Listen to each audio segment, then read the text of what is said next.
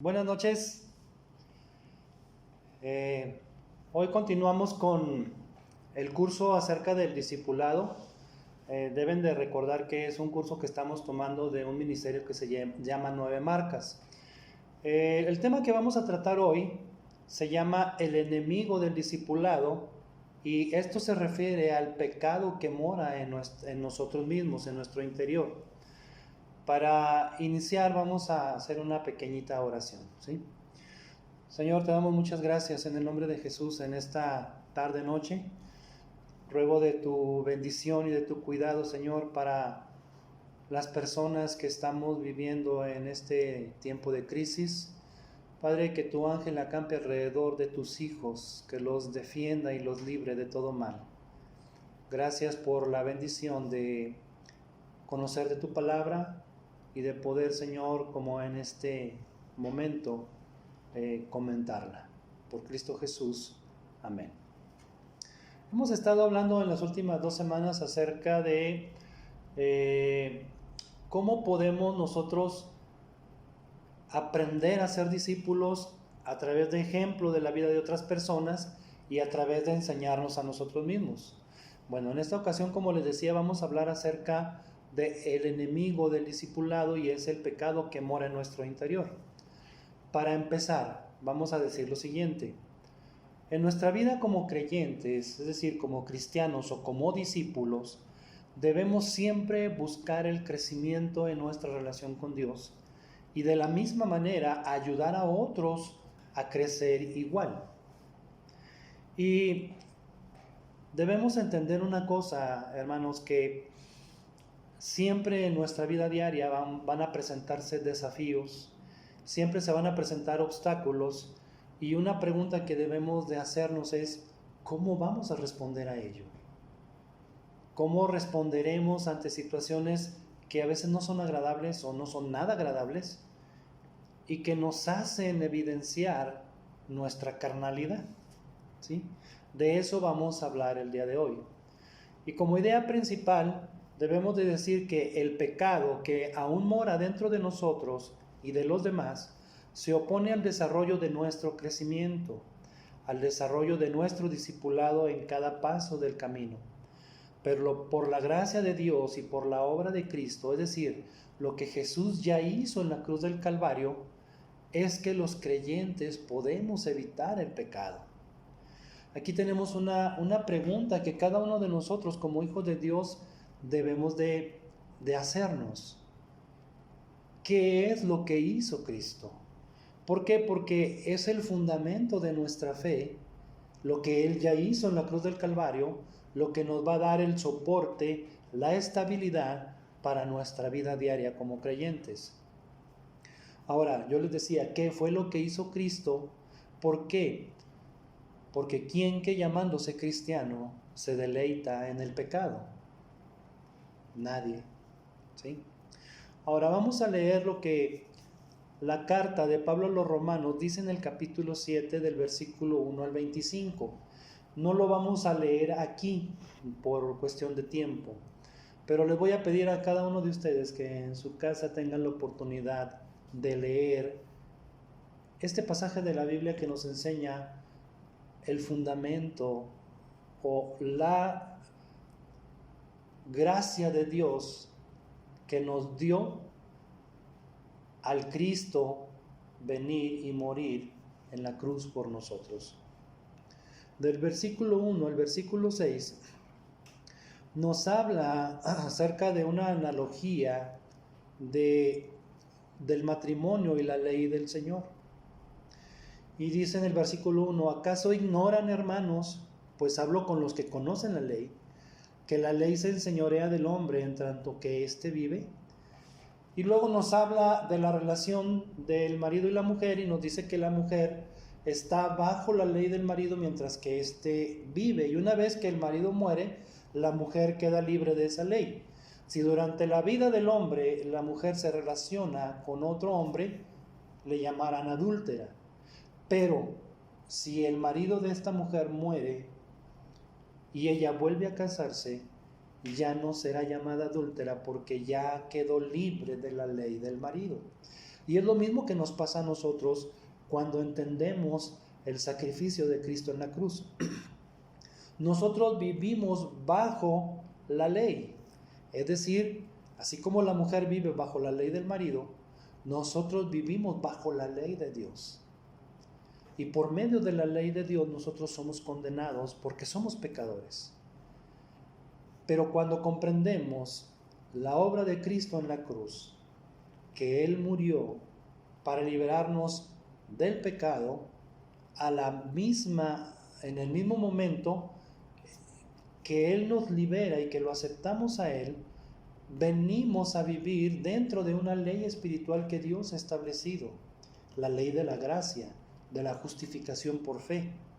Y en ese momento quedamos muertos a la ley y por eso el pecado ya no tiene más poder sobre nosotros. Por eso el versículo 6 dice, pero ahora estamos libres de la ley, por haber muerto para aquella en que estábamos sujetos, de modo que sirvamos bajo el régimen nuevo del Espíritu y no bajo el régimen viejo de la letra. Aquí Él nos da una introducción al respecto de por qué ya no estamos bajo la ley. Sin embargo, siguiendo con esa escritura hasta el versículo 25, Pablo habla acerca de la ley de Dios. ¿Y qué dice en esta escritura Pablo acerca de la ley de Dios? Bueno, Pablo dice lo siguiente: la ley es santa, la ley es pura, la ley es buena. Pero la ley de Dios tiene un trabajo, y es un trabajo que es para todo el mundo, que podamos leer lo que la ley dice, y el trabajo de la ley es revelar al ser humano que somos pecadores. Es decir, cuando yo leo la ley de Dios, me doy cuenta de una cosa: que estoy corrompido, que tengo mi vida en su totalidad depravada. Ese es el trabajo de la ley de Dios, darme a entender que soy pecador. Y por cuanto soy pecador, la Escritura nos dice que la paga del pecado es la muerte. Y entonces debo de entender que estoy condenado a morir. Pero luego entiendo la Escritura cuando me habla de que Jesús murió en la cruz y que si lo acepto, Él me ha justificado, me libra de la ley y me hace renacer a una vida nueva que se guía por el Espíritu. La ley de la gracia, la ley de la justificación. Pablo está enseñando en esta carta que el hombre que no cree en Dios y que no cree en lo que Cristo hizo, por la ley será juzgado. Pero también dice que aquellos que han creído han muerto a la ley y ahora por consiguiente han sido liberados del poder del pecado. Es decir, no serán juzgados por medio de la ley. Pero nos dice que el pecado aún mora en nuestro interior. Y eso es una realidad. Cristo, cuando murió en la cruz, dice la Escritura, en esa misma carta de Pablo a los Romanos, capítulo 8, que Cristo condenó al pecado en la carne. Es decir, nosotros somos carnes y no podemos evitar eso. Sin embargo, podemos vivir de una manera espiritual o podemos vivir de una manera carnal. Si nos llamamos cristianos, si nos llamamos discípulos de Cristo, es indispensable que luchemos, que entendamos que debemos de vivir una vida espiritual y no una vida carnal. Y podemos vivir una vida espiritual porque Dios nos dio a su Espíritu Santo. Dios provocó en nuestro interior algo que conocemos como la regeneración, es decir, la vida nueva. Nos dio el nacimiento espiritual. Eso en nuestro interior, y el Espíritu Santo trabaja en nuestro interior, en nuestro ser interior, en nuestro espíritu, para ayudarnos a vivir de una manera espiritual.